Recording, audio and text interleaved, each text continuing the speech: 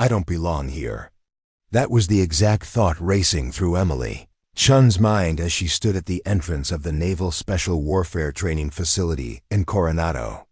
The 5 elite Navy SEALs blocking her path made their stance crystal clear. Women like her had no place in their world of combat excellence.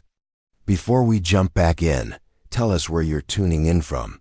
And if this story touches you, make sure you're subscribed, because tomorrow I've saved something extra special for you.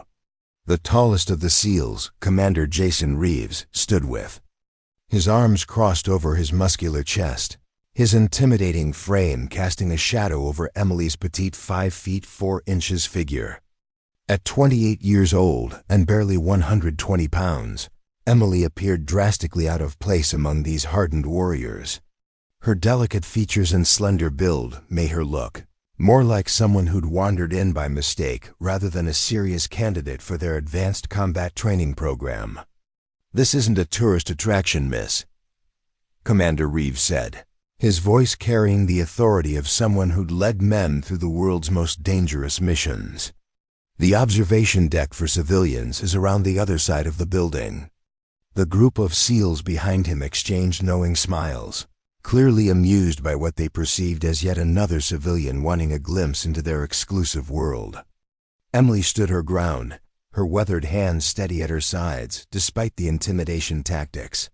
For a brief moment, the sleeve of her light jacket shifted slightly, revealing a small but distinctive tattoo, not military insignia, but something equally significant to those who recognized it. Her eyes narrowed almost imperceptibly as she took a measured breath. These SEALs had just humiliated the wrong woman. I wonder where you're watching this story unfold from today. Perhaps you're in a bustling metropolis like Chicago, a quiet town in rural Montana, or maybe you're viewing from somewhere across the oceans. Wherever you are, I'm certain you've witnessed someone being severely underestimated before. Maybe you've even been that underestimated person yourself. But rarely does such misjudgment lead to the kind of reversal you're about to witness in this remarkable true story. Emily Chen's journey wasn't just about proving others wrong. It was about redefining what's possible when determination meets opportunity. Emily had always been a woman of extraordinary discipline and focus.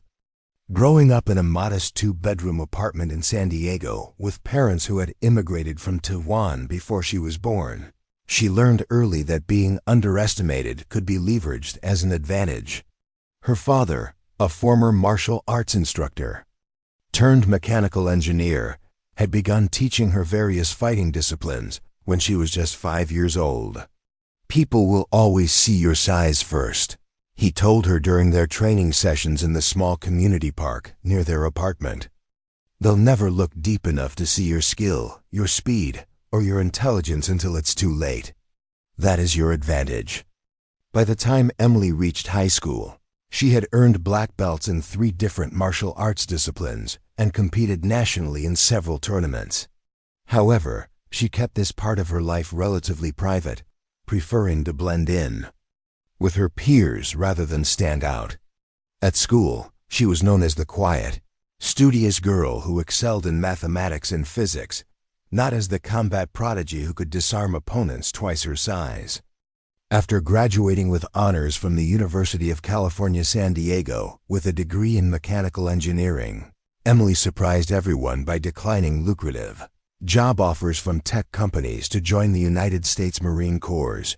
Her parents were initially concerned about her decision, worried about the dangers and challenges she would face in such a male-dominated environment.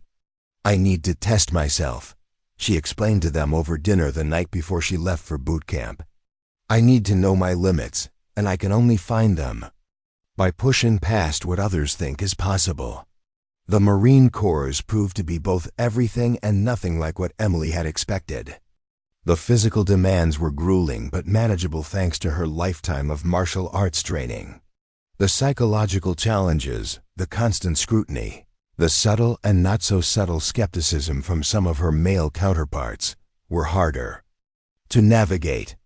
Still, she excelled, graduating at the top of her class and earning assignments that showcased her exceptional abilities in both combat situations and strategic planning.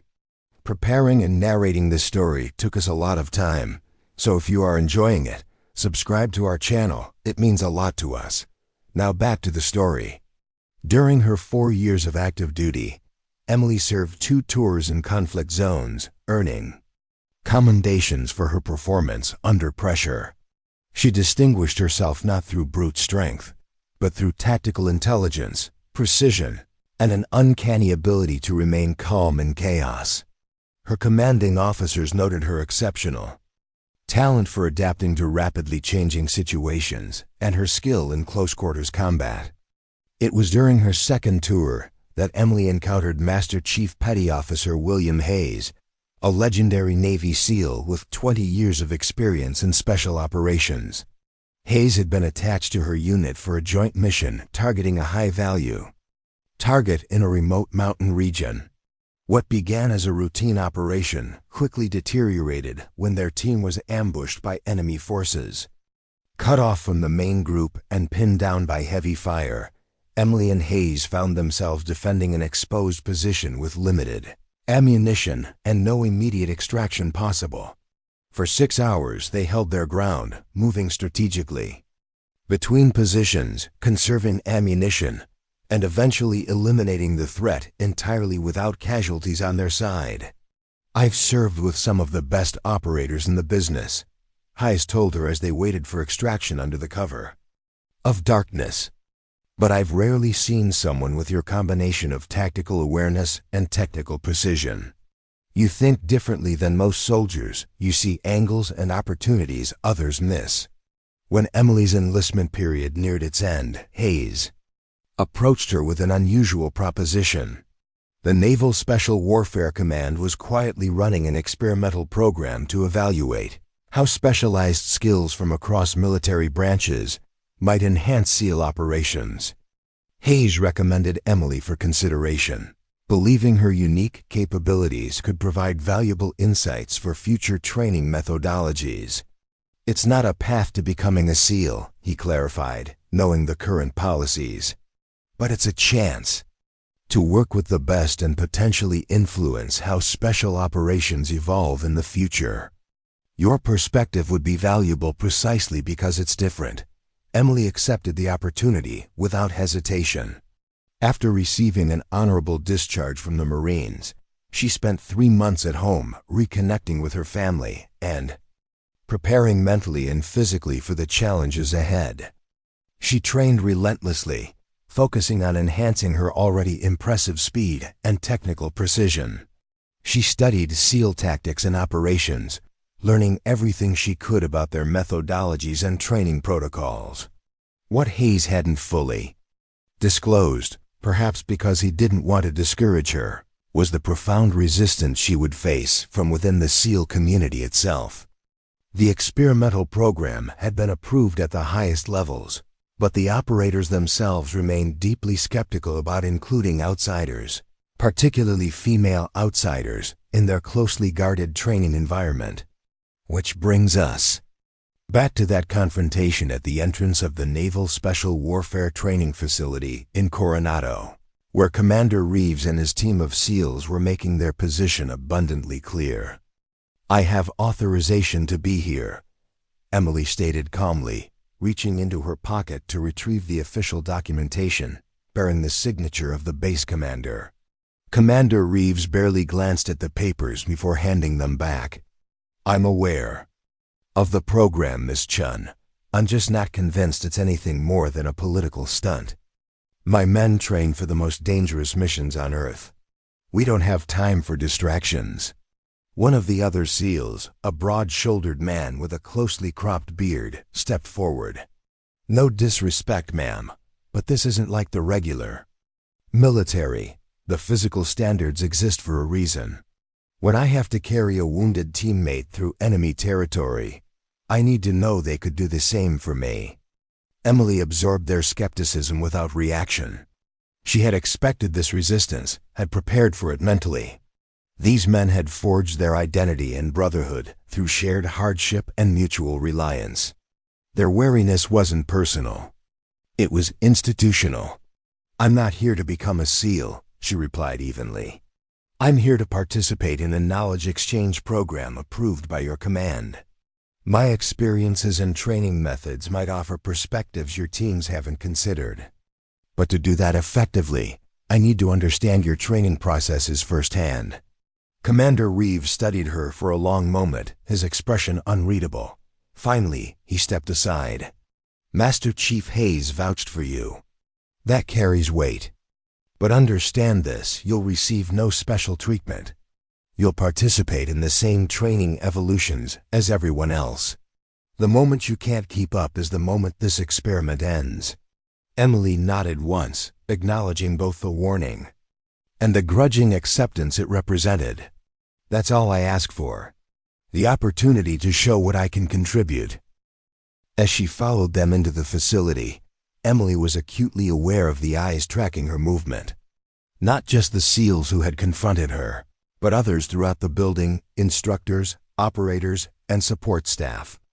Some expressions registered curiosity, others outright dismissal. She had experienced similar scrutiny throughout her military career, but never with quite this intensity. The first week proved to be exactly as challenging as Emily had anticipated.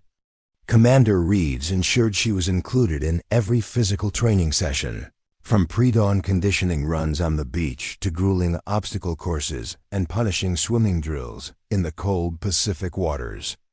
The intent was clear: push her to her breaking point and end the experiment quickly.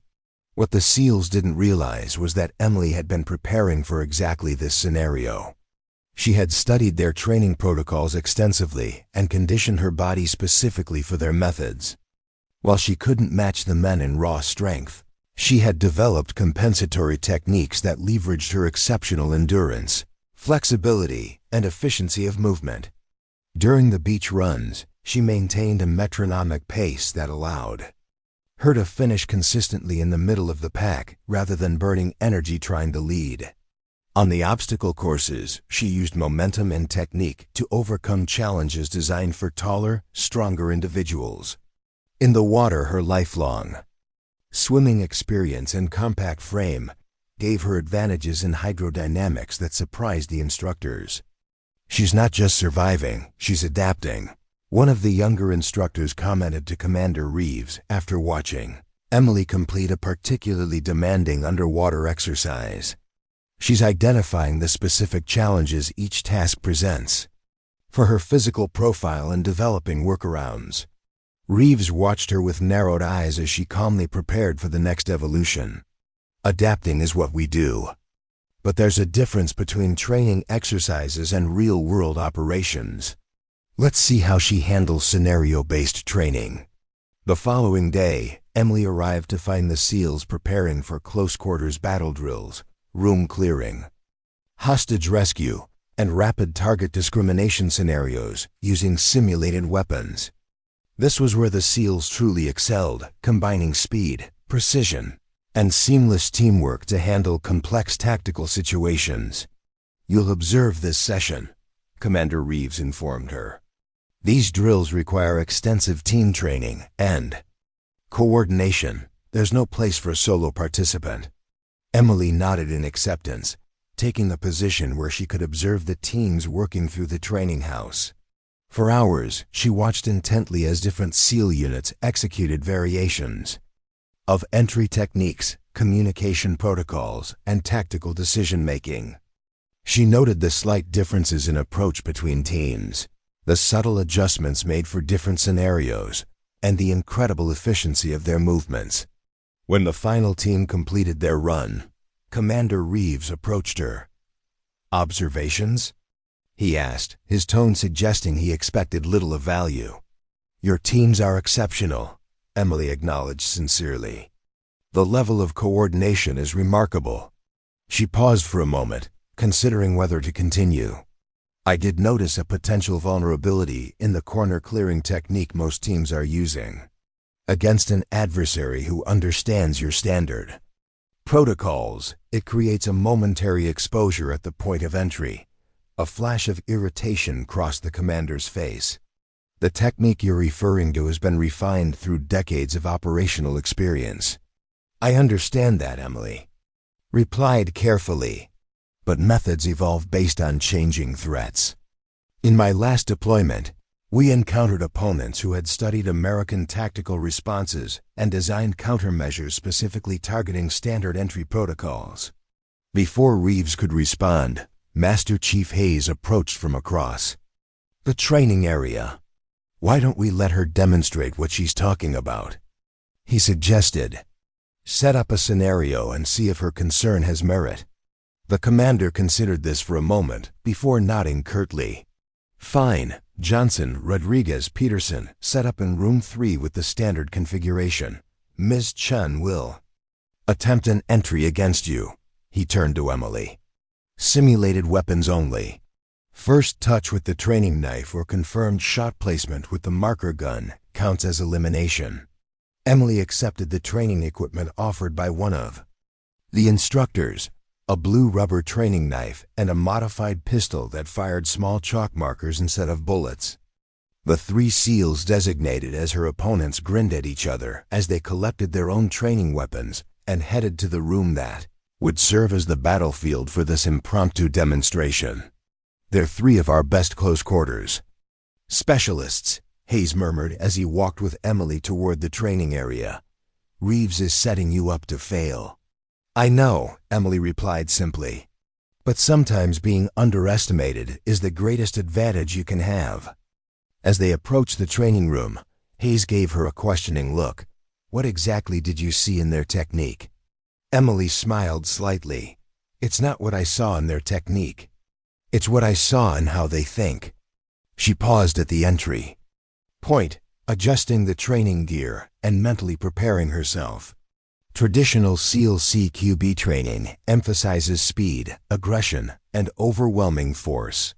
It's incredibly effective in most scenarios, but it creates predictable patterns of movement and attention focus that can be exploited by someone who thinks differently.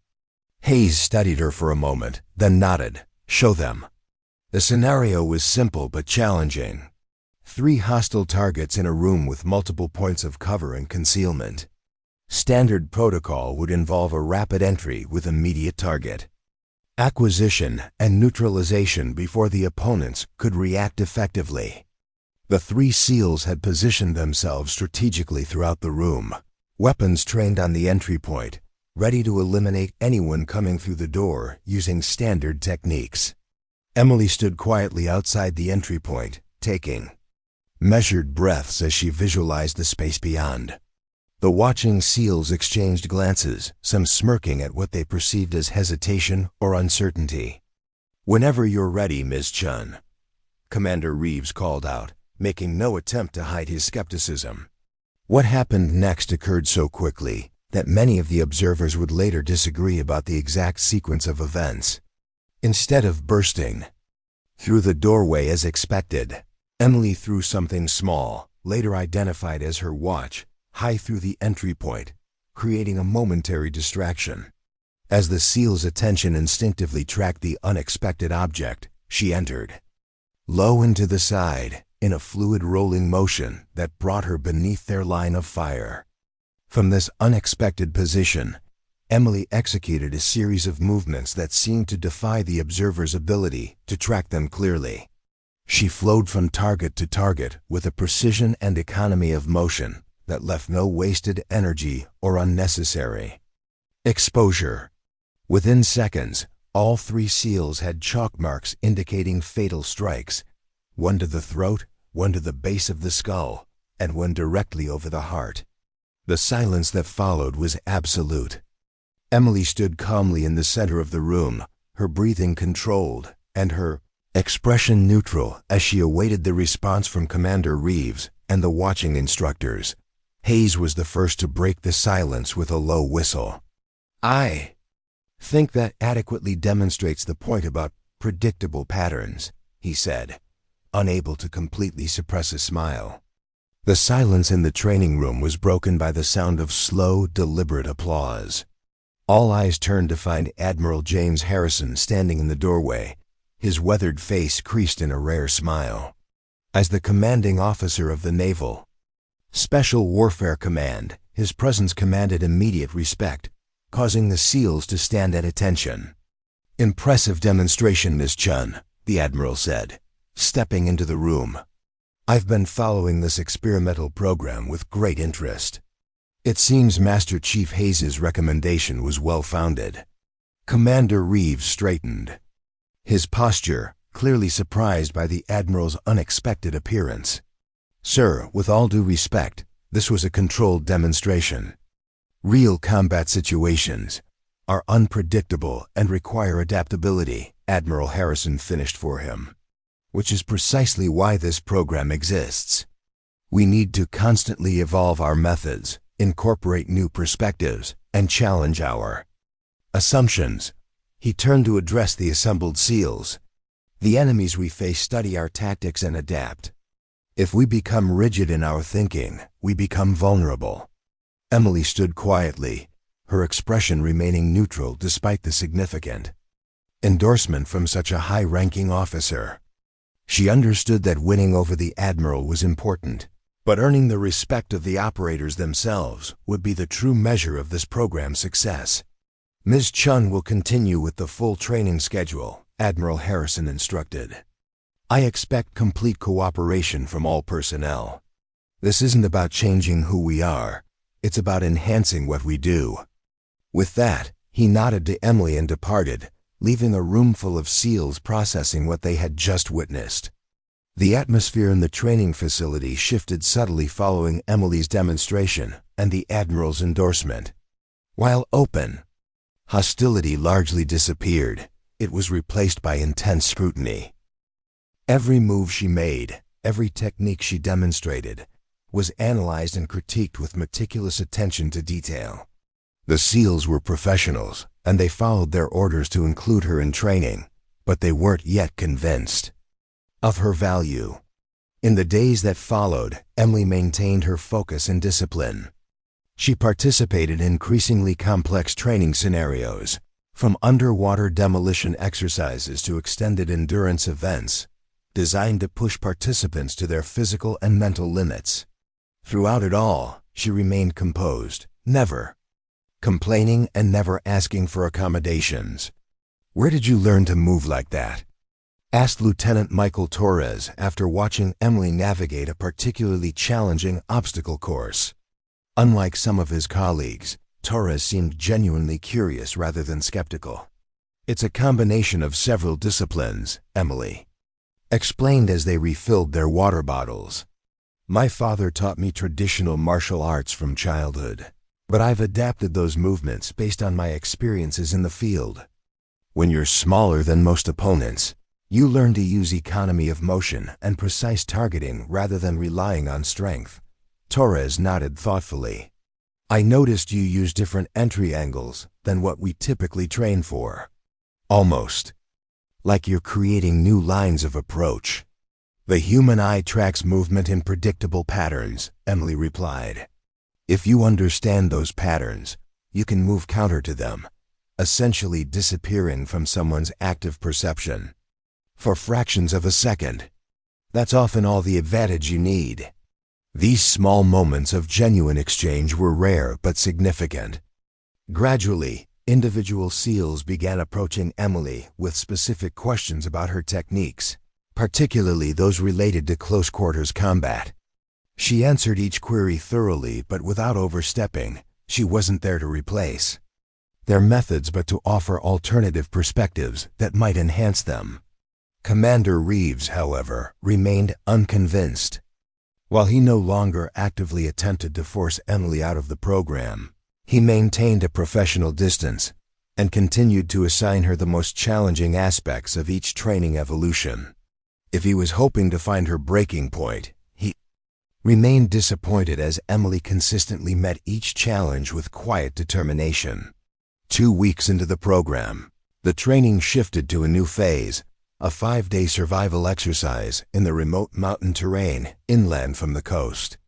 Teams would be dropped at separate locations with minimal equipment and tasked with navigating to an extraction point while evading enemy forces, other SEALs playing the role of hostile combatants. "Chun, you'll be with Delta Squad," Reeves announced during the mission briefing. Delta was led by Lieutenant Commander Scott Matthews, one of the most experienced and respected operators in the unit.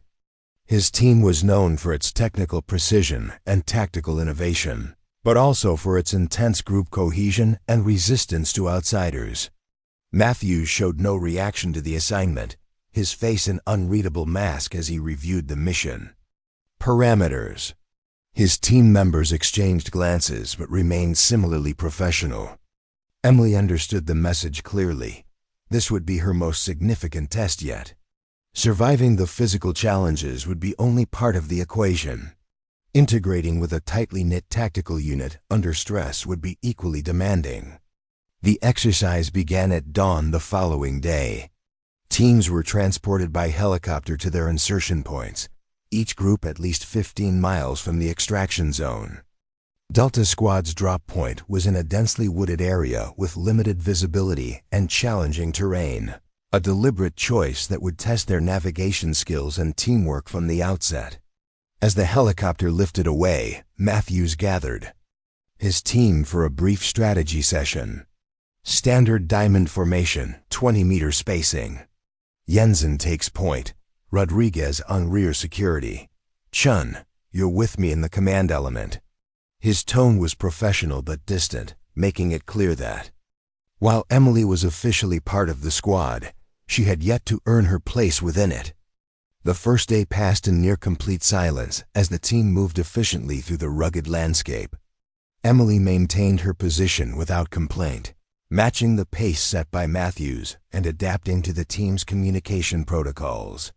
When they established their initial hide site as dusk approached, she participated in the security rotation without being asked, taking the second watch while others rested. During her watch, Emily sensed rather than heard movement in the perimeter.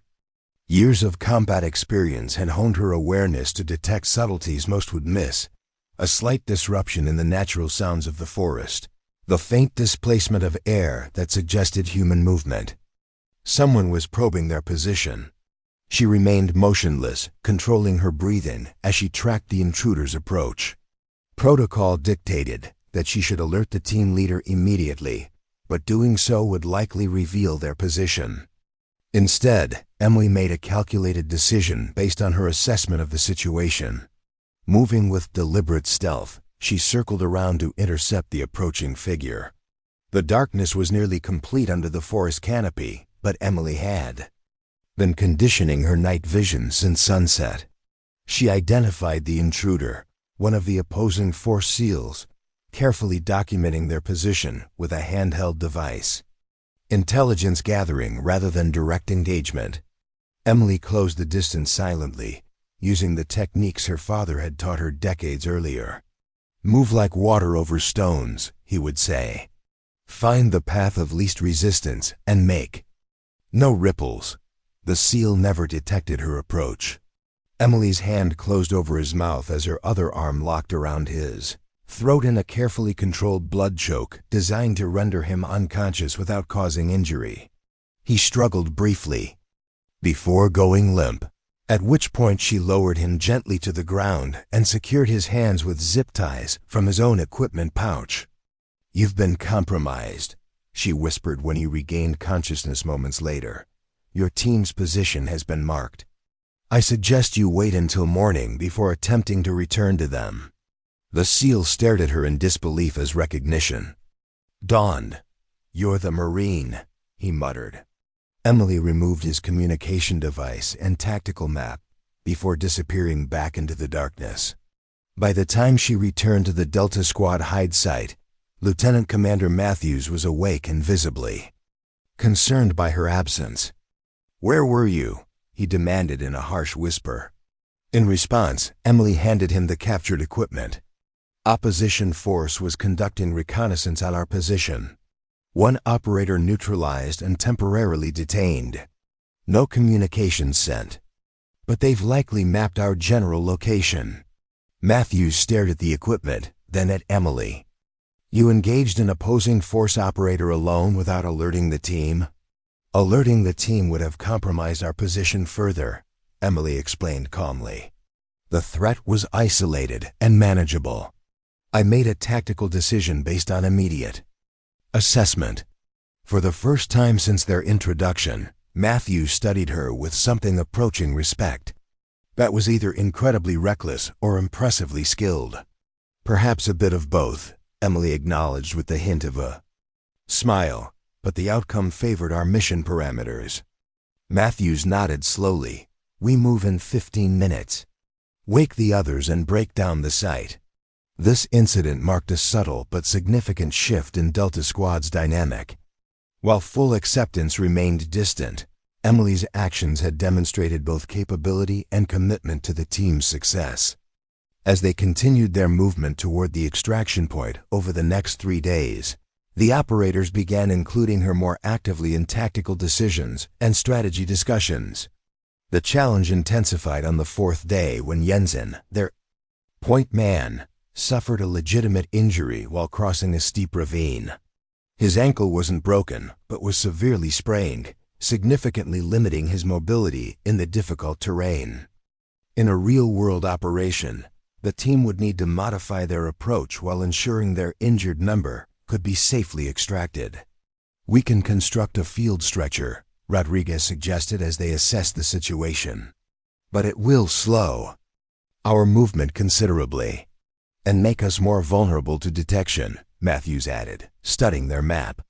We're still 7 miles from extraction, with at least 2 opposing force teams operating in the area between us and the target. Emily had been quietly evaluating options while the discussion continued. There's another approach we could consider, she offered. When Matthews nodded for her to continue, she pointed to a route on the map that followed a ridgeline rather than the more direct path through the valley. It's longer in distance, but would allow for more consistent movement. The elevation provides better visibility to detect opposing forces, and the terrain would actually be more manageable for someone with an ankle injury. The team studied the suggested route. That adds at least 3 miles to our journey, Rodriguez pointed out. But potentially saves hours if we don't have to carry Jensen or repeatedly stop to avoid detection, Emily countered. It also gives us multiple descent options depending on where we encounter opposition. Matthews considered the alternatives carefully before making his decision. We'll take the ridge route. Rodriguez, help Jensen with a better field wrap for that ankle. We move in 5. The modified route proved to be an effective choice. Though physically demanding, the ridgeline provided strategic advantages that allowed the team to make steady progress while avoiding 2 opposing force patrols. Emily took turns with others, supporting Jensen on the more challenging sections, demonstrating both physical capability and commitment to the team's collective success. By dawn on the final day, Delta Squad had reached the last major obstacle, a wide, fast-moving river, approximately 2 miles from the extraction point. Intelligence gathered during their journey suggested that all approaches to the extraction zone were being actively monitored by opposing forces. Standard procedure would be to cross under cover of darkness, Matthews observed as they surveyed the river from a concealed position. But we missed that window, and waiting until nightfall again puts us past the extraction deadline. They'll be expecting teams to cross at the narrowest points, Emily noted, studying the river's flow patterns. The wider sections have stronger currents but less likely to be monitored continuously. Rodriguez nodded in agreement. We could create a diversion at one of the expected crossing points, draw their attention there while the main element crosses elsewhere. Split the team?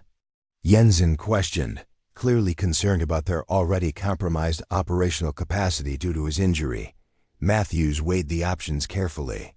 A diversion only works if it's convincing enough to hold their attention.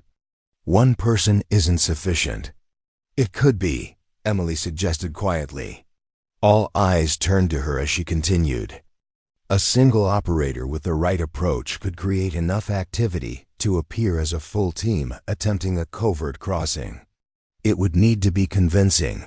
Equipment noise, multiple entry points, communication signatures. The implication was clear. She was volunteering for the role. It would be dangerous, potentially resulting in her capture by the opposing force and failure in the exercise. Yet it would give the main element of Delta Squad their best chance of completing the mission successfully. Matthews studied her for a long moment. "You're proposing to sacrifice your own success in this exercise for the team's objective." Emily met his gaze steadily. "The mission parameters define success as the team reaching extraction with all members. My role would be ensuring that outcome, which aligns with the objective." After a brief discussion of specific tactics and timing, Matthews approved the plan. Emily would create a diversion at the most obvious crossing point while the remainder of Delta Squad moved 2 miles upriver to cross at a more challenging but less monitored location. "You'll have a narrow window to rejoin us after initiating the diversion," Matthews told her as final preparations were made. "If you're compromised, we'll continue to extraction as planned." Emily nodded her understanding of the implied message. The team would not jeopardize their mission success by waiting for her or attempting a rescue if she was captured by the opposing force. It was a coldly practical approach that reflected the realities of their profession. With the plan established, Emily gathered the necessary equipment and prepared for her role. As she was about to depart, Rodriguez approached and handed her his backup tactical knife. "Just in case," he said simply. It was a small gesture, but represented a significant acknowledgement of her acceptance. Emily moved quickly through the forest, approaching the expected crossing point with deliberate noise designed to attract attention without appearing careless. She created signs of a team preparing for a river crossing, multiple boot prints at the water's edge, equipment partially visible through the foliage, the subtle electronic signature of communication devices being activated. The deception worked precisely as intended. Within 20 minutes, she detected movement as members of the opposing force converged on her position from multiple angles. Emily allowed them to establish their observation posts, carefully timing her next actions to maximize their commitment to this location. When she judged the moment right, Emily initiated the next phase, a seemingly accidental exposure of position, as if a team member had made a critical error. This drew immediate response as the opposing force moved to capitalize on the mistake. She left just enough evidence to suggest a team in motion while disappearing into the underbrush. For the next hour, Emily led her pursuers through a carefully choreographed series of false trails and misleading signs, drawing them progressively further from both her team's actual crossing point and the extraction zone. She employed every deception technique she had learned through years of training and field experience, creating the impression of a full team attempting to evade capture. Meanwhile, Delta Squad successfully crossed the river upstream and made steady progress toward the extraction point. Jensen's injury slowed their movement, but the absence of opposition allowed them to maintain a sustainable pace. Matthews occasionally checked the agreed communication channel for any signal from Emily, but maintained strict discipline about their primary objective. With the opposing force thoroughly committed to her deception, Emily began her own movement toward the extraction point along a route that deliberately avoided her team's path. The challenge now was significantly greater. She would need to cover nearly 3 miles of difficult terrain alone, evade multiple opposition teams now on high alert, and reach the extraction point before the deadline.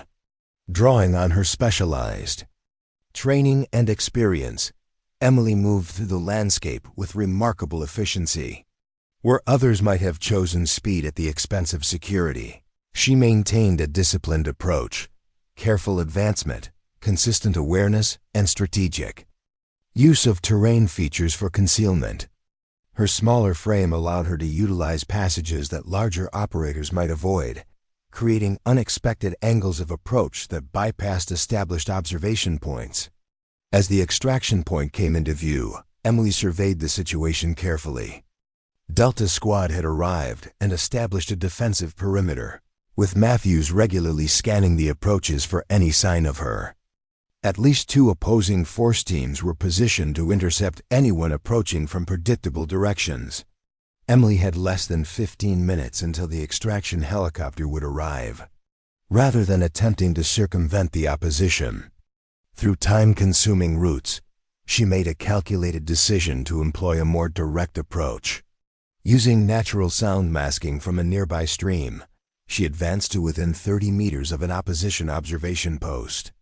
When a distant distraction momentarily drew their attention, likely another team making their approach, Emily slipped past their position with mere inches to spare. The maneuver required perfect timing and exceptional control of her movement.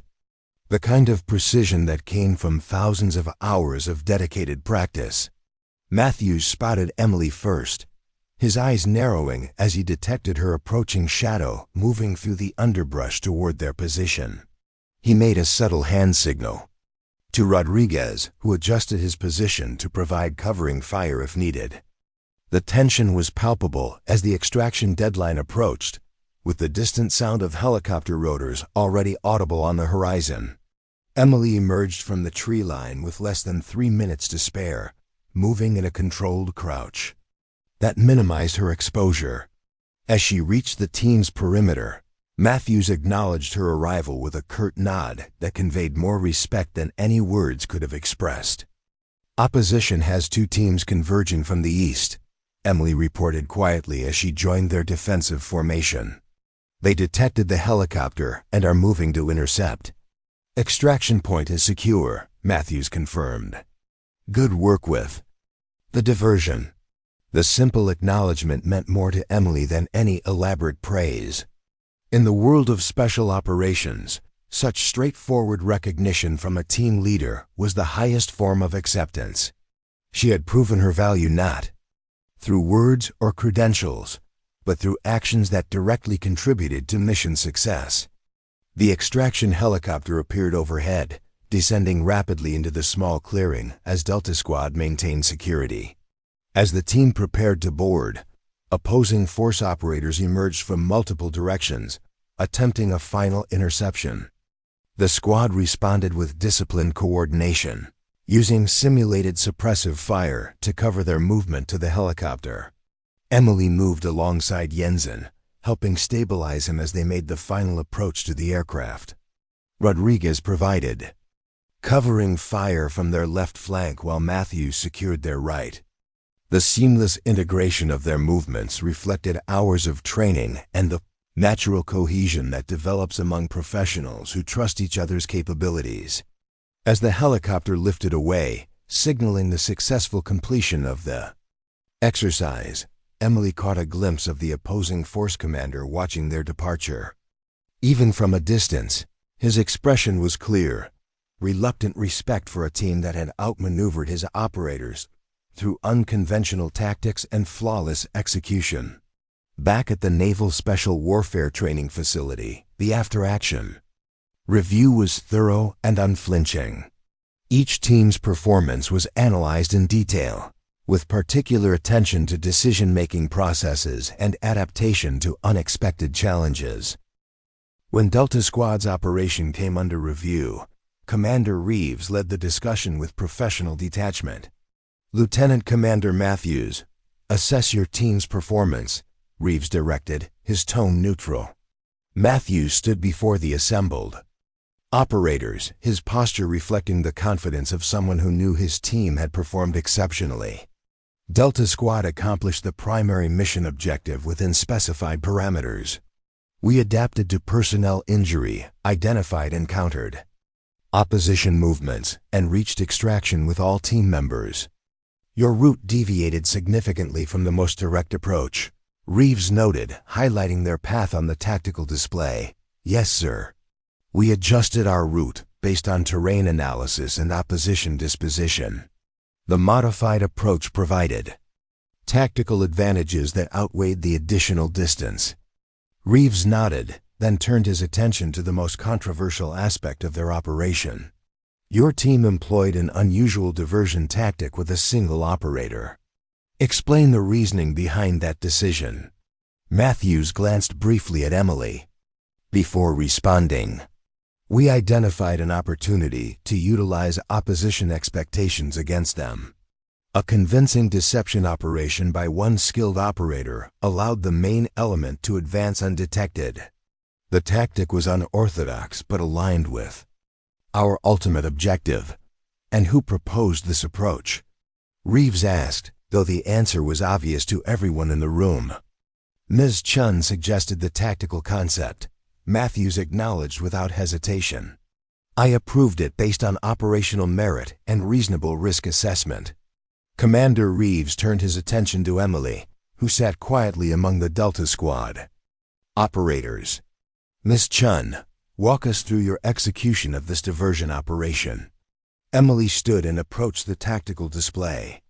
With precision and clarity, she outlined her methodology, how she had created the impression of a full team, manipulated opposition responses, and managed her own exfiltration to the extraction point.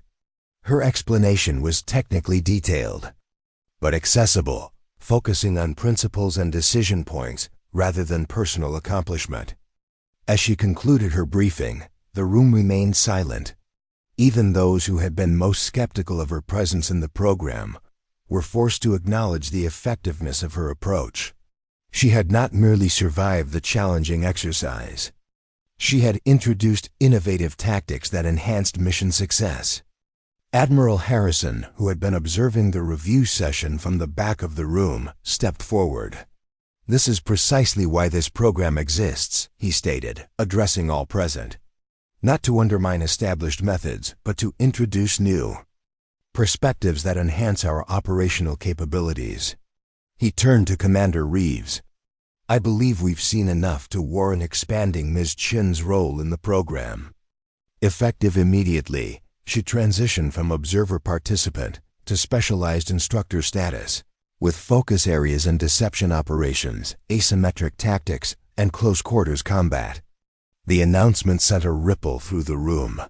What had begun as a temporary knowledge exchange had evolved into something more substantial. Formal recognition of Emily's expertise and its value to the SEAL training program. Commander Reeves maintained his professional composure, though the slight tightening of his jaw revealed his continued reservations. As directed, sir. We'll incorporate Ms. Chen's instructional modules into the appropriate training blocks. Emily recognized the political dynamics at play. Admiral Harrison's direct intervention had accelerated her acceptance at an institutional level, but true integration would require earning the respect of operators like Commander Reeves, who remained unconvinced.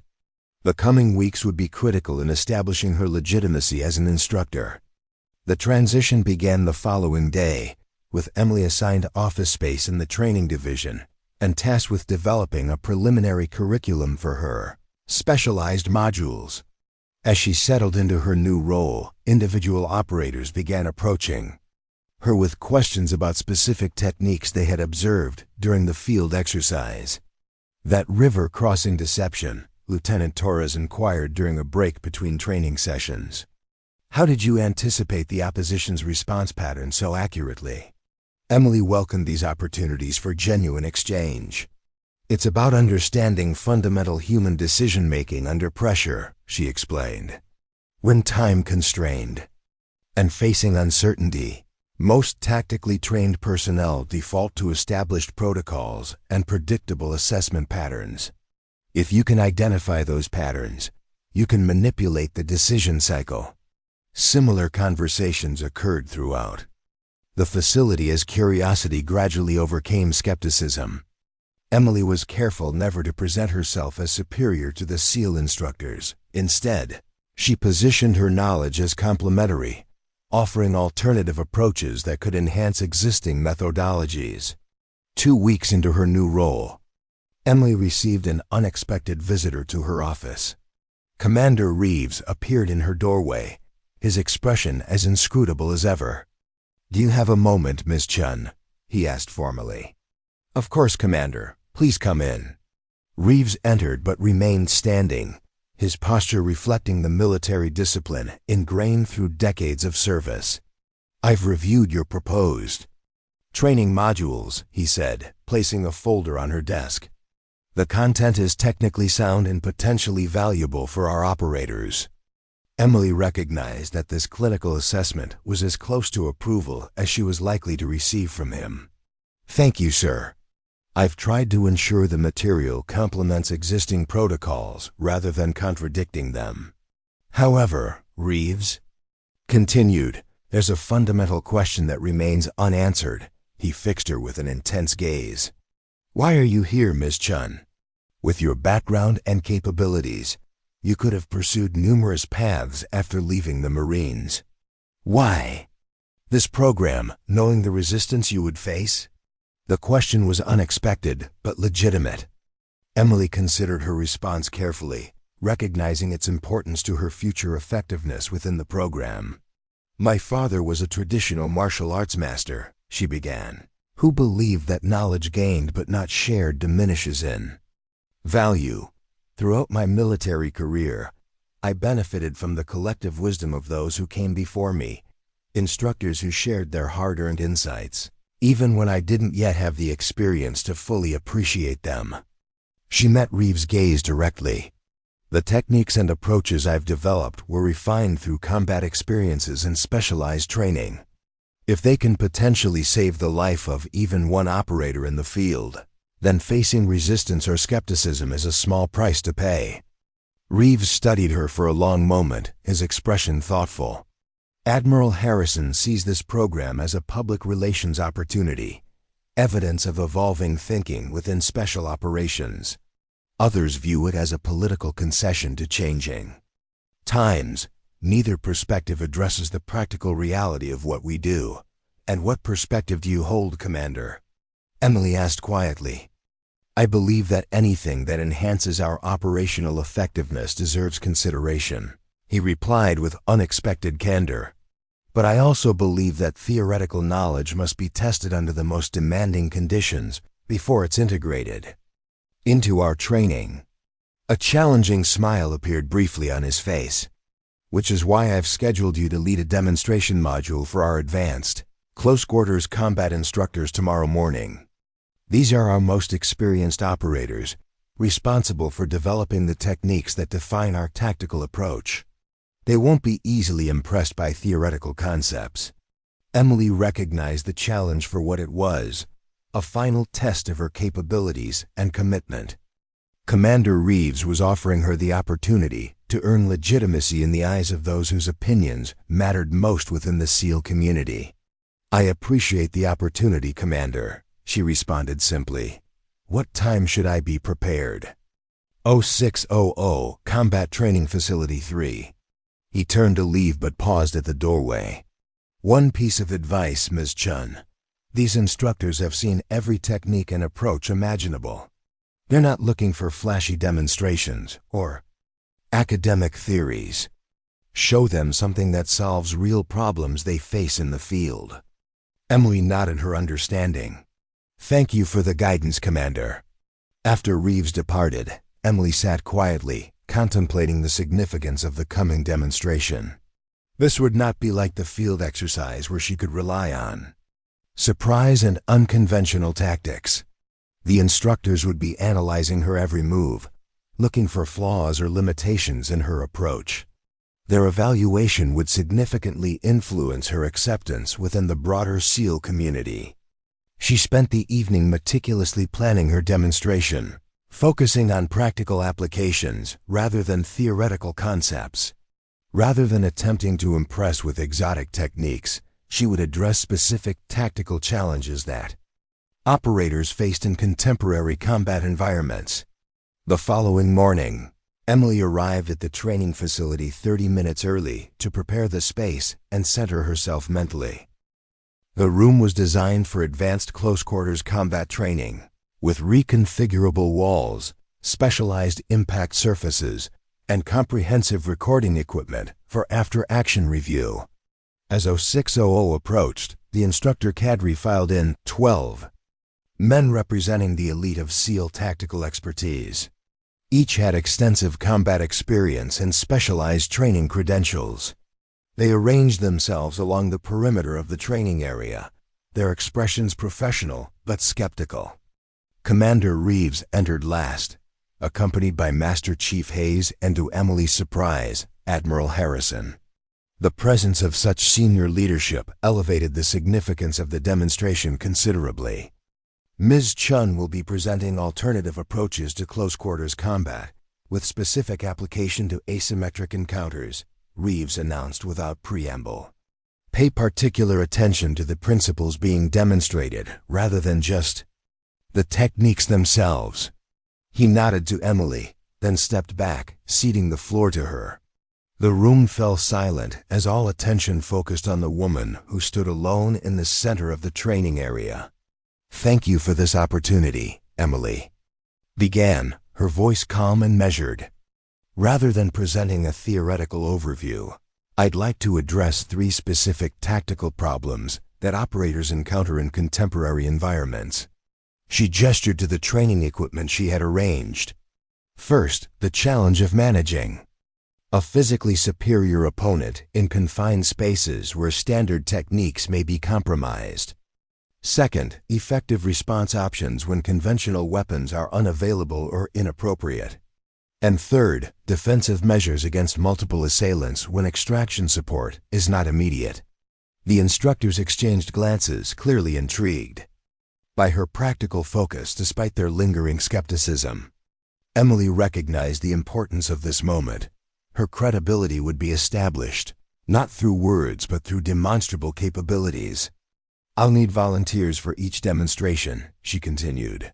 "For maximum value, I suggest selecting your most physically imposing instructors and those with the most extensive hand-to-hand combat experience." The challenge was clear, and the instructors responded as expected. 3 of the largest and most combat-experienced SEALs stepped forward, including Chief Petty Officer Mark Anderson, renowned within the community for his exceptional physical strength and grappling expertise. "Chief Anderson, if you'd assist with the first demonstration," Emily requested, maintaining a professional tone that neither apologized for her size nor overcompensated with bravado. Anderson stepped into the training circle, towering over Emily at 6 feet 4 inches and nearly twice her weight. "Parameters?" he asked simply.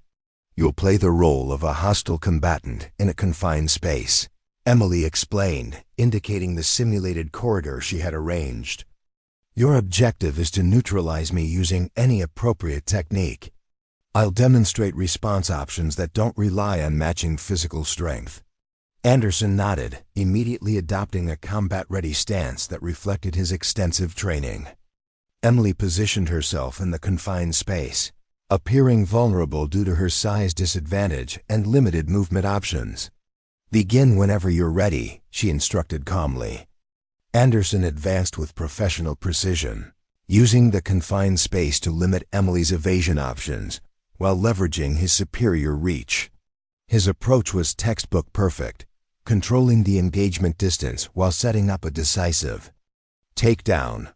What followed astonished even the most experienced observers. Rather than attempting to match Anderson's strength or create distance, Emily moved directly into his attack vector, using principles of biomechanical manipulation that neutralized his advantages. Her movements were precisely calibrated, minimal force applied at optimal angles to redirect momentum and compromise structural integrity.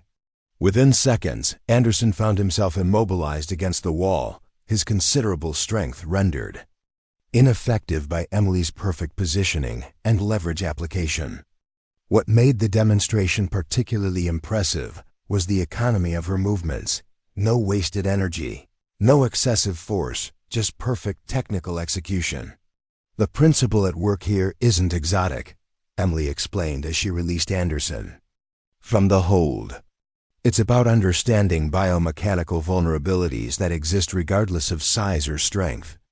When conventional options are limited by space or position, these alternative control points provide reliable effectiveness." She proceeded through the remaining demonstrations with similar precision, addressing each tactical problem with practical solutions that clearly impressed the watching instructors. Rather than showcasing flashy techniques, she emphasized adaptable principles that could be integrated into existing SEAL methodologies. As the final demonstration concluded, Emily addressed the instructors directly. These approaches aren't intended to replace your established techniques, which have proven effective across countless operations. They're supplementary tools designed for specific scenarios where conventional options may be compromised.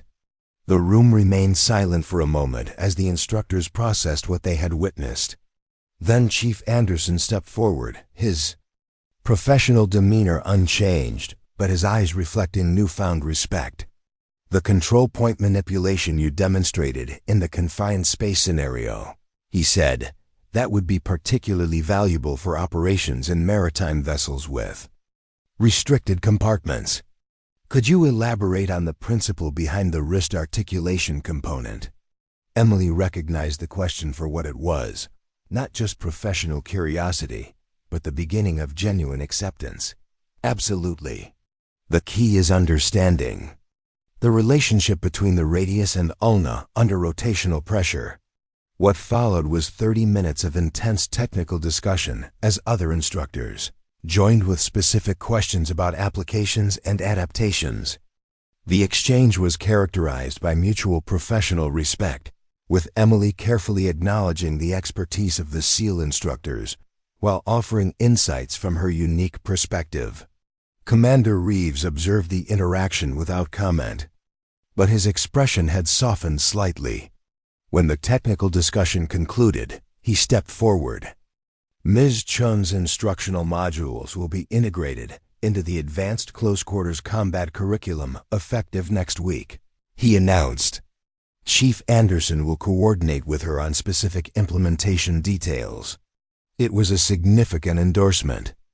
Not just administrative approval, but practical integration into one of the most critical aspects of SEAL training. As the instructors filed out, many nodded respectfully to Emily or made brief comments about following up on specific technical points. Admiral Harrison approached after the others had departed. "Impressive demonstration, Ms. Chen, though I suspect the most important part wasn't the techniques themselves, but how you presented them." Emily understood his meaning.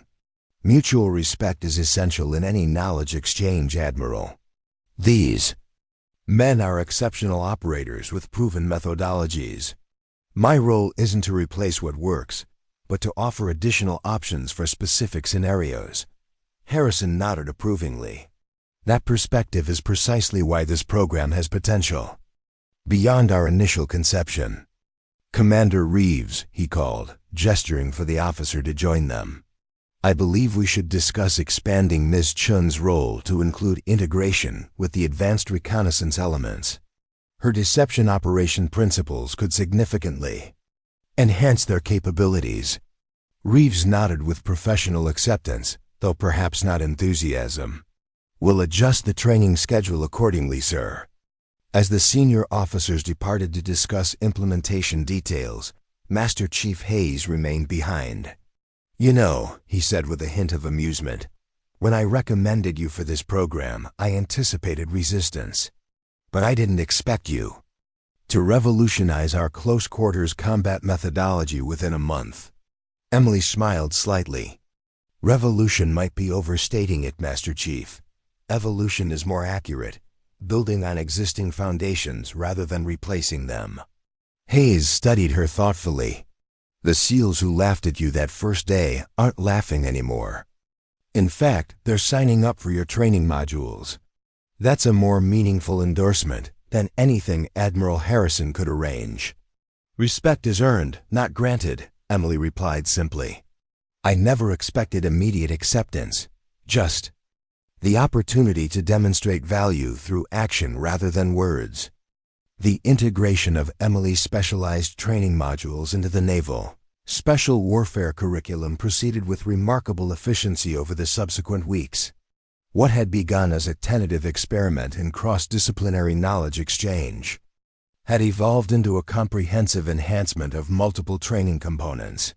Emily's office became a hub of activity as instructors from various specialties sought her input on specific tactical challenges. The response has been unprecedented, Master Chief Hayes remarked during their weekly progress review. Especially from the younger operators who haven't yet become entrenched in traditional methodologies. Emily nodded thoughtfully. Adaptability is easier when you're still forming your fundamental approach. The more experienced operators naturally have more investment in established techniques, which makes Commander Reeves' support all the more significant, Hayes pointed out. His endorsement carries substantial weight within the community. While support might have been an overstatement of Reeves' position, his professional acceptance of Emily's contributions had indeed been instrumental in legitimizing her role. Though he remained reserved in personal interactions, his administrative decisions consistently created opportunities for her training concepts to be implemented and evaluated. 3 months into the expanded program, Emily received notification of a significant development. Her close quarters combat module had been selected for inclusion in the upcoming Joint Special Operations Command (JSOC) training symposium. This annual gathering brought together representatives from elite units across all military branches to exchange tactical innovations and operational insights. It's unprecedented for an external consultant to present at this level, Lieutenant Torres explained when delivering the news. Usually, only career operators with extensive combat deployments are considered. I'm not sure I'm the appropriate representative, Emily responded with characteristic humility. Perhaps Chief Anderson or another instructor who's been implementing the techniques should lead the presentation. Torres shook his head. Admiral Harrison was specific. He wants you to demonstrate these concepts personally. The symposium offers a platform to potentially influence tactics across all special operations communities. The significance of the opportunity wasn't lost on Emily. While her immediate impact within the SEAL training program was gratifying, the symposium represented a chance to effect change at a structural level across multiple elite units. Preparation for the symposium consumed the following weeks as Emily refined her presentation to address the specific operational challenges faced by diverse special operations teams. She worked closely with instructors from different specialties, incorporating their insights to ensure her material would have practical relevance across varied mission profiles. Commander Reeves surprised her by personally reviewing her presentation materials the week before the symposium. The audience will include unit commanders with decades of operational experience, he advised.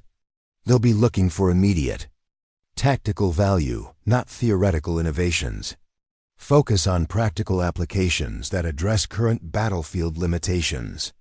Emily appreciated his guidance, recognizing it as a gesture of professional respect rather than criticism. Thank you, Commander. I've structured the presentation around specific operational scenarios where these techniques have demonstrated effectiveness. Reeves nodded approvingly. Good. Also, be prepared for challenging questions. These leaders protect their operators' lives through the tactics they approve. They won't adopt new approaches without thorough scrutiny. I understand, Emily assured him. Skepticism is both expected and appropriate when lives are at stake. The morning of the symposium arrived with clear skies and the unseasonable warmth. The event was being held at a specialized training facility outside Washington, D.C., bringing together representatives from Navy SEALs, Army Delta Force, Marine Raiders, Air Force Pararescue, and other elite units. The gathering represented the pinnacle of American special operations expertise. Emily arrived early, accompanied by Chief Anderson, who would assist with her demonstrations. As they prepared the presentation area, Emily noticed the gradual influx of attendees, distinguished operators, whose combat experience was evident in their bearing and often in the subtle scars that marked their features. Quite the gathering of legends, Anderson commented quietly as they observed a group of senior operators entering the facility. That's Colonel James Mitchell, led the operation that eliminated the Al-Qaeda leadership in Yemen. And the 2 men with him are from Delta's Tactical Development Unit. They literally wrote the book on modern close-quarters battle tactics. Emily felt a momentary flash of anxiety at the caliber of the audience. These weren't just elite operators. They were the architects of American special operations methodology, responsible for tactics that had defined modern warfare. Her presentation would be scrutinized by the most knowledgeable and experienced combat professionals in the nation. Ms. Chen, a staff officer, approached with professional courtesy. "You're scheduled as the third presenter this morning. Admiral Harrison asked me to inform you that several Joint Chiefs representatives are in attendance specifically for your demonstration." The added pressure might have overwhelmed someone with less experience in high-stakes situations. Emily acknowledged the information with a calm nod, then returned to her mental preparation. She had faced enemy fire in combat zones and navigated the complex politics of being a woman in specialized military roles. This presentation, however important, was simply another mission requiring precision execution. When her time came, Emily took her position at the center of the demonstration area with composed confidence. The audience of over 100 special operations leaders observed with professional interest as Admiral Harrison provided a brief introduction. "Our next presenter offers unique perspectives drawn from specialized training and operational experience," Harrison stated. Emily Chen's techniques have already been incorporated into several naval special warfare training components, with measurable improvements in effectiveness. "I believe her approaches address critical gaps in our current close-quarters combat methodologies." Emily began her presentation with characteristic directness, avoiding unnecessary preliminaries. "Special operations units face evolving challenges in contemporary combat environments," she stated. "Increasingly, our operators encounter scenarios where traditional approaches may be compromised by spatial limitations, rules of engagement, or asymmetric adversary tactics." Rather than dwelling on theoretical concepts, she moved immediately to practical demonstration, using Chief Anderson to illustrate specific techniques designed for the unique challenges of modern special operations. Each demonstration addressed a recognized tactical problem, offering solutions that required minimal additional training to implement. "The fundamental principle connecting these approaches is biomechanical efficiency," Emily explained. She demonstrated a particularly effective control technique. By precisely applying force at optimal structural leverage points, even operators facing physically superior adversaries can maintain tactical advantage in compromised positions. The audience's initial professional detachment gradually shifted to engaged interest as the practical value of her methods became evident. When Emily opened the floor for questions, the response was immediate and substantive. "Your control techniques rely heavily on precision rather than force application," noted a senior Delta Force operator. "What's the learning curve for operators to develop reliable proficiency under combat stress conditions?" Emily appreciated the practical focus of the question. "Implementation follows a three-phase training approach," she explained. "Initial muscle memory development requires approximately 2 weeks of dedicated practice. Integration with existing tactical frameworks takes an additional 3 weeks. We found that operators achieve combat-applicable proficiency within this time frame, with effectiveness continuing to increase through regular maintenance training." The questions continued for nearly 30 minutes, each focused on practical implementation concerns, rather than theoretical challenges to her methodology. The tenor of the inquiry reflected growing acceptance of her approaches among the assembled leaders.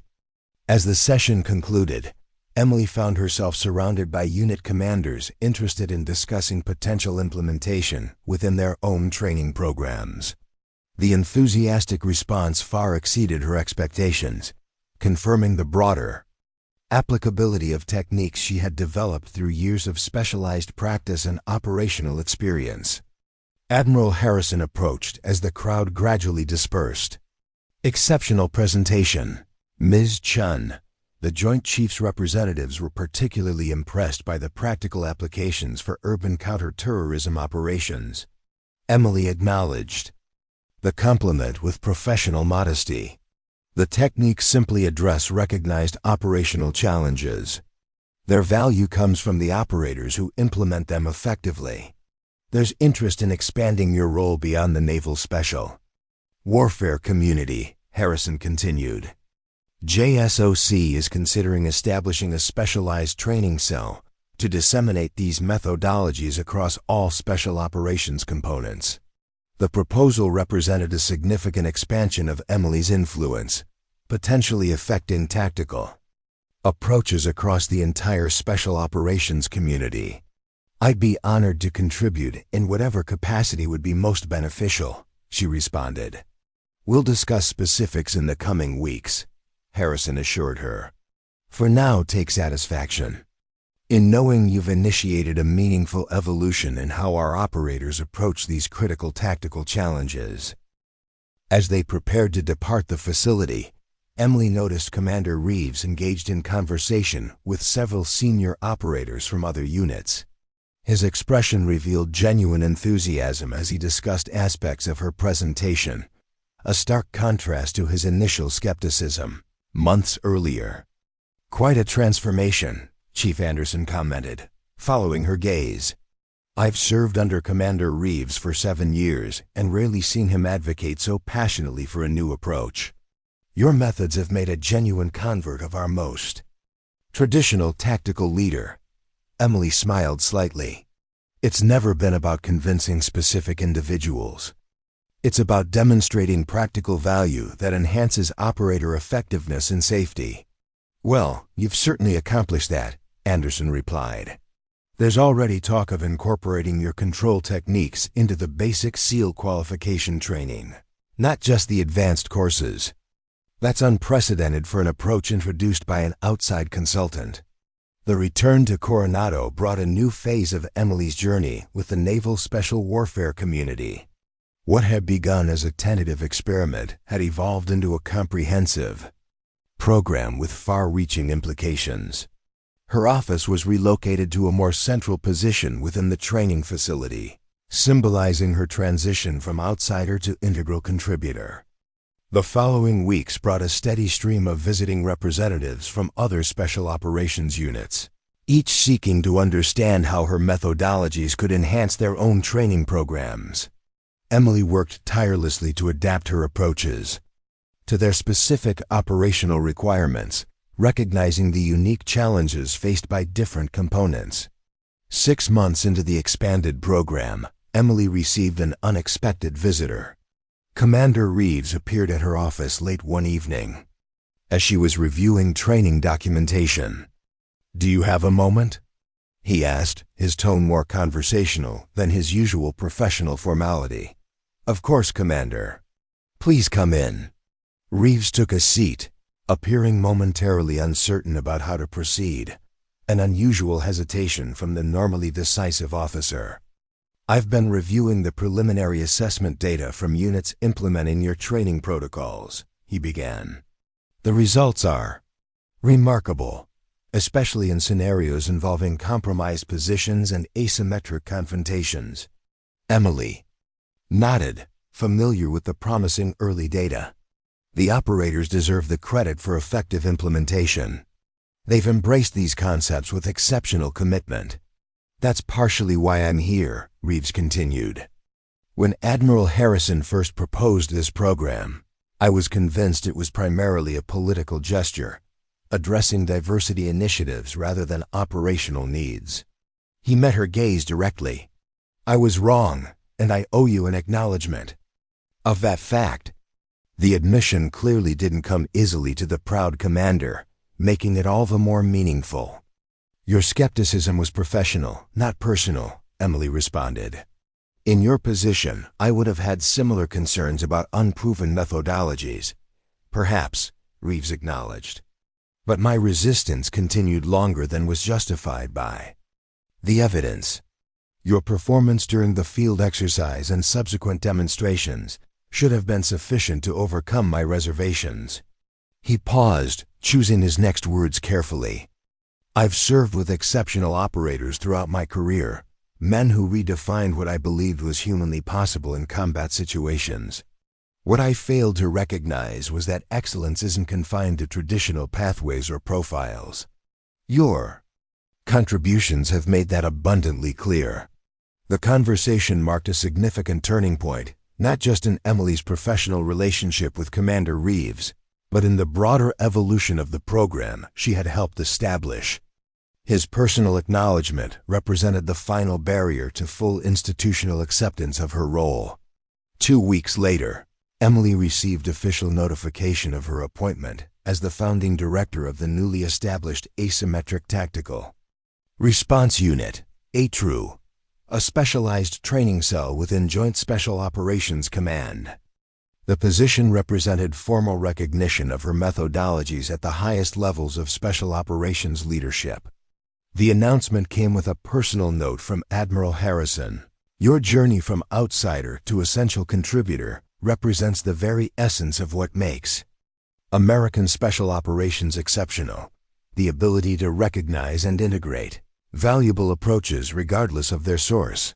The tactics you've developed will save operators' lives and enhance mission effectiveness for years to come." As Emily prepared for her transition to the new role, she reflected on the remarkable evolution of her experience with the Naval Special Warfare community. What had begun with mockery and dismissal had transformed into professional respect and institutional integration, not through political mandates or administrative directives, but through demonstrated effectiveness and unwavering commitment to enhancing operator capabilities. On her final day at the Coronado facility, Emily found the training area unexpectedly full as she arrived for her morning session. Operators from across the command had gathered, from the newest trainees to the most experienced instructors. Among them stood Commander Reeves, Chief Anderson, Lieutenant Torres, and the other SEALs who had been part of her journey from skeptical observers to committed advocates. "We couldn't let you depart without proper acknowledgement," Reeves explained as Emily surveyed the gathering with surprise. "While JSOC is gaining an exceptional asset, Naval Special Warfare is losing a transformative presence." He gestured to a display case mounted on the wall of the training area, a location normally reserved for commemorating legendary SEAL operations and operators. Inside was a framed photograph of Emily demonstrating techniques to a group of attentive SEALs, alongside a simple plaque that read, "Emily Chen, who taught the nation's elite warriors that true strength lies not in physical dominance, but in perfect technical execution and unwavering commitment to excellence." The recognition brought a rare moment of emotion for Emily, who had maintained professional composure throughout even the most challenging phases of her journey with the command. "Thank you," she said simply, addressing the assembled operators. This program was never about proving anything or changing established methodologies. It was about offering additional tools to the world's finest warriors, options that might make the difference in critical moments. She surveyed the faces of those who had transformed from skeptics to supporters, from reluctant participants to passionate advocates. The techniques themselves are merely mechanics. Their value comes from your willingness to integrate them into your operational approach, to recognize that effectiveness in combat isn't about adhering to tradition, but about embracing whatever works, regardless of its source. "Commander," Reeves stepped forward. "You came to us as an outsider facing significant skepticism," he acknowledged. "You depart as an essential contributor to how America's special operators will train and fight for generations to come. That transformation wasn't accomplished through mandates or directives. It was earned through demonstrated excellence and unwavering professionalism." As Emily prepared to depart the facility for the last time, Master Chief Hayes accompanied her to the exit. "You know," he said thoughtfully, "when those SEALs laughed at you that first day, they couldn't see past their preconceptions to recognize what you brought to the table. Now some of those same operators are the strongest advocates for your methods." Emily smiled. People often confuse physical presence with capability. What matters isn't how imposing you appear, but what you can contribute when it matters most. Hayes nodded in agreement. The quietest people often carry the most powerful knowledge. I suspect there are countless others out there with valuable perspectives we've overlooked because they don't fit our preconceived notions of what an expert should look like. Perhaps that's the most important lesson from this entire experience, Emily replied. Excellence doesn't conform to expectations. It challenges them, forcing us to reconsider what we believe is possible. As she walked toward her waiting vehicle, Emily reflected on the journey that had brought her to this moment. From the small apartment where her father had first taught her martial arts fundamentals, to combat zones where those skills had been tested under fire, to this facility where skepticism had transformed into respect, each step had been guided by a simple principle that transcended physical limitations and institutional barriers. Excellence speaks for itself when given the opportunity to be demonstrated. In the world of special operations, as in life itself, true respect isn't granted based on appearance or credentials. It's earned through consistent performance and unwavering commitment to improvement. The SEALs who had laughed at the small woman on that first day had learned this lesson through her example, expanding their understanding of where valuable contributions might originate. As she drove away from the facility for the final time, Emily felt not triumph over those who had doubted her, but gratitude for the opportunity to contribute meaningfully to the capabilities of America's most elite warriors. The techniques she had developed would potentially save lives in future operations, a legacy far more significant than any personal recognition. The sky over Coronado was painted in brilliant orange and purple as the sun began its descent toward the Pacific horizon. Emily paused briefly at an overlook to appreciate the view, considering the new challenges that awaited her at Joint Special Operations Command. The skepticism would likely begin anew with unfamiliar units and leaders, but she now had proven results to support her methodologies, and the confidence that comes from overcoming significant institutional resistance. Sometimes the most profound changes begin with a single individual willing to stand firm when faced with doubt and dismissal. Emily's journey from outsider to essential contributor represented not just personal vindication, but a potential evolution in how special operations communities identify and integrate valuable approaches regardless of their source. As she continued her journey toward her new assignment, Emily carried with her not just tactical knowledge and technical expertise, but the wisdom gained through transforming skepticism into respect, doubt into validation, and mockery into profound appreciation. That evolution, from "she doesn't belong here" to "we need her expertise," represented the ultimate victory, one achieved not through confrontation, but through consistent excellence and unwavering professionalism. Up next, you've got two more standout stories right on your screen. If this one hit the mark, you won't want to pass these up. Just click and check them out.